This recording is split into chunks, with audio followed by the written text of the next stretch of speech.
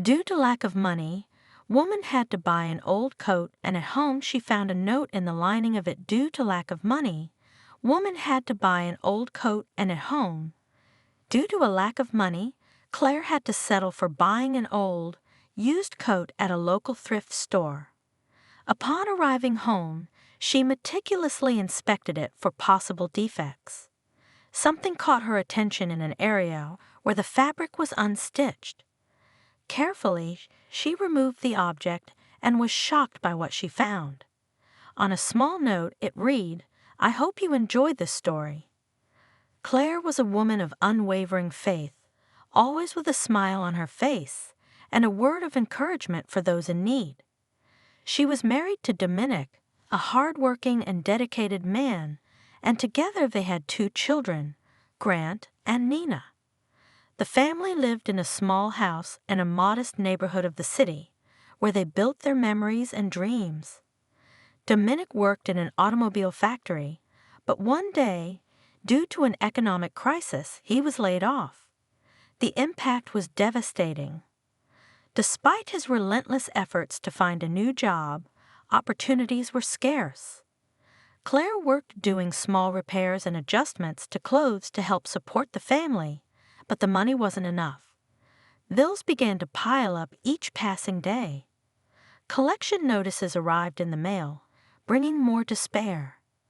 Claire and Dominic did their best to stay calm and protect their children from the harsh reality surrounding them, but the situation only worsened. Their savings quickly ran out, and soon they found themselves unable to pay the mortgage on their small house. The news that they had lost their home came as a deep blow. Claire cried silently, but never lost faith.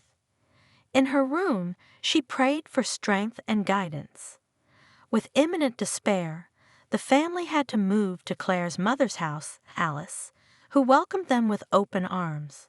It was a small space, but filled with love. Claire continued working as a seamstress, and Dominic took on temporary jobs wherever he could. Each day was a battle, but Claire's faith never wavered. The city where Claire and her family lived was known for its bitterly cold winters. Temperatures often dropped below zero, and snow covered the streets and rooftops, transforming the landscape into a white, relentless scene. Claire's daughter had grown quite a bit in recent months, and her old coat no longer fit. Claire decided to give her her warmest coat. "I manage with what I have," Claire thought, trying to convince herself that she could withstand the cold with the clothes she had left. However, Claire constantly needed to leave the house to return her clients' clothes and realized this would be impossible. Alice saw the difficult situation Claire was in. Living in the same house, she noticed that Claire always went out unprepared for the cold or borrowed her husband's coat. With a generous heart, Alice couldn't ignore her daughter's need, and without hesitation, offered her money to buy a new coat. "Here, my dear, buy a new coat to protect yourself from the cold," Alice said with a warm smile. Dominic, Claire's husband, was not happy to hear about the offer. "Claire, we're already living in your mother's house for free," he said, his voice laden with worry and pride, "and you still want to accept this money." Dominic then told Claire not to accept it, his voice firm with a tone of urgency. "Claire, I'm going to sort out our situation once and for all. I'm going to join a scheme a colleague mentioned. He said it's quick money."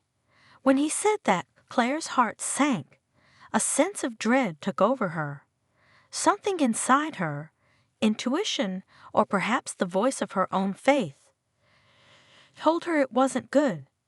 She then asked what it was about, and upon hearing his explanation, she discovered it was a disguised pyramid scheme.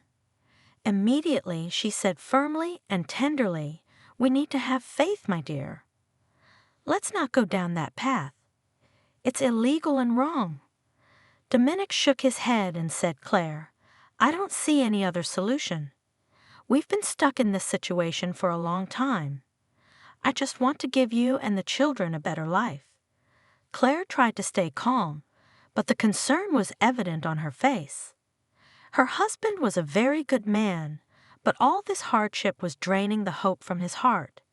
Claire silently prayed that he would reconsider his decision. The next day at dawn, Dominic, with teary eyes, told his wife that he regretted considering that idea. "I'm sorry," he said, his voice filled with emotion. "I'm so desperate that it seemed like the only way out. I thought about it and realized that I really need to have more faith that things will get better." Claire thought it best to turn down her mother's offer. She then took some loose change she had earned from a recent sewing job and decided to go to a local thrift store because it was a much cheaper option. Upon arriving at the thrift store, Claire found only one thicker coat, which was a bit old and used but fit her budget. She noticed that it had some parts that were unstitched, but she knew she could fix it at home. When she got home, Claire went straight to her sewing machine. While carefully working on the coat, seeking out the areas that needed repair, something caught her attention in one of the unstitched parts. She managed to see a piece of paper inside the lining, appearing to be a small note with something attached to it. Carefully, Claire removed the note and, upon unfolding it, found a necklace attached to it. It was a necklace that appeared to be gold, with a shiny stone. Her heart nearly stopped upon realizing the value of what she had in her hands. On the note, there was a simple yet intriguing message. "This necklace belongs to Mr. Elliot." Claire was shocked to find something so valuable hidden inside the coat. Who was Mr. Elliot, and how did that necklace end up there? It didn't seem intentional for it to be there, because one of the coat pockets was subtly torn, and it seemed that the note and necklace had fallen through that hole. Claire was worried, as it was something so important.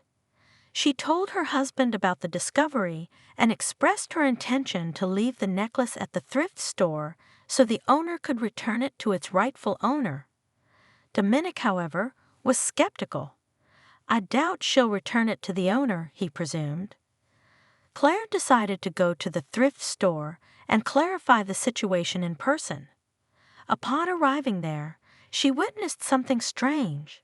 The thrift store owner was frantically rummaging through the hanging clothes, sticking her hands into coat pockets as if searching for something very important. Claire interrupted her and asked if she knew who owned the coat she had bought because she had found something. The thrift store owner immediately widened her eyes. "I know who the former owner was." "Yes. What did you find?" "If you want, leave it with me and I'll return it." But Claire unfortunately did not feel confident in the woman's sincerity. She then informed her that she wanted to deliver it in person and asked for the person's contact information.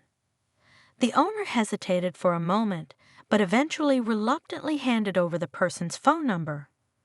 It was an older couple who frequently donated clothes for her to sell. Claire discovered that the name of the previous owner was Elliot, confirming what was written on the note.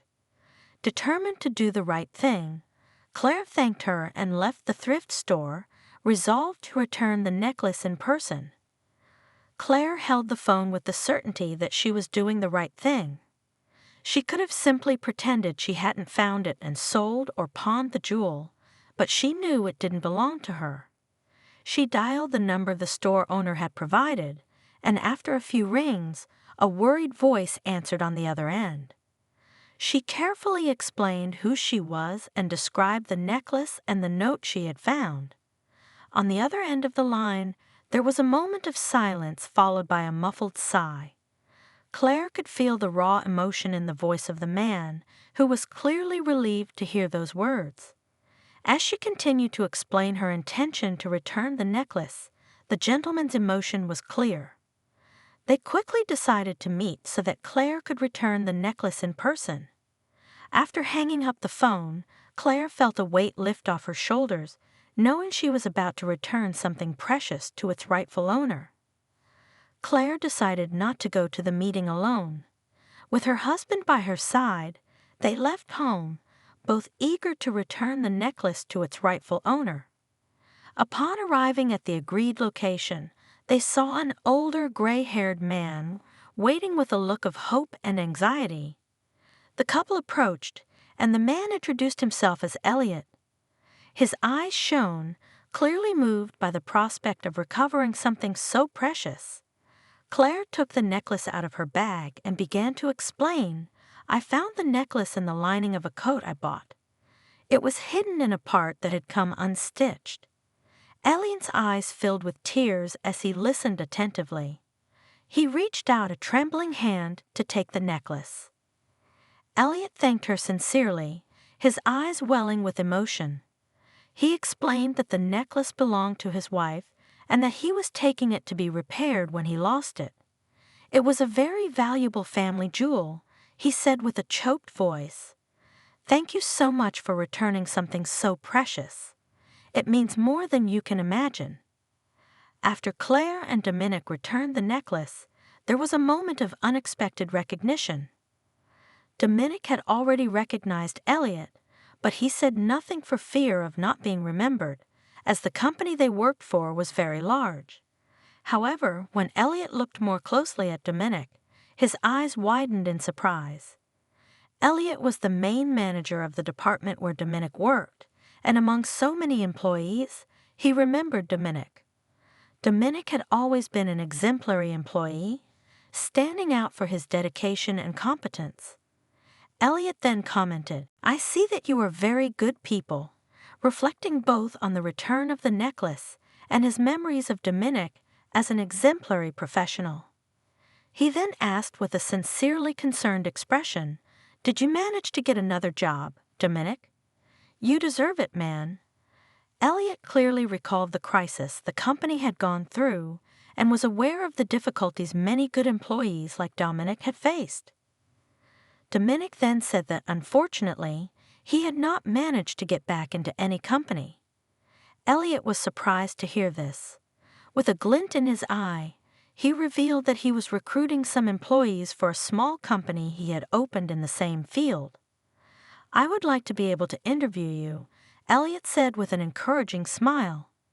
"You were always an exemplary employee, and it would be a pleasure to have you on my team again." Claire and Dominic were completely surprised. That encounter and that coincidence left them with goosebumps. It seemed it had happened just when they most needed a sign of hope and opportunity in their lives. It was as if the universe was conspiring in their favor, bringing light and possibilities amidst the darkness of uncertainty. With the support and opportunity offered by Elliot, Dominic secured a higher-ranking job, now reporting directly to his former boss. The new position brought not only financial stability, but also a renewed sense of purpose and fulfillment for Dominic. Over time, things began to improve for Claire and Dominic's family and their children. They managed to overcome difficult times, building a more prosperous future together. The necklace returned to Elliot not only restored a valuable family heirloom, but also helped restore faith and hope in human kindness. The story of Claire, Dominic, and Elliot reminds us that even in the darkest moments, a simple act of honesty and generosity can trigger a chain of events that transform lives. It also reminds us of the importance of keeping faith and never giving up, as there is always light at the end of the tunnel, even if it is sometimes hard to see. Here is a table of all the character names and any nicknames or other words used to call them in the story.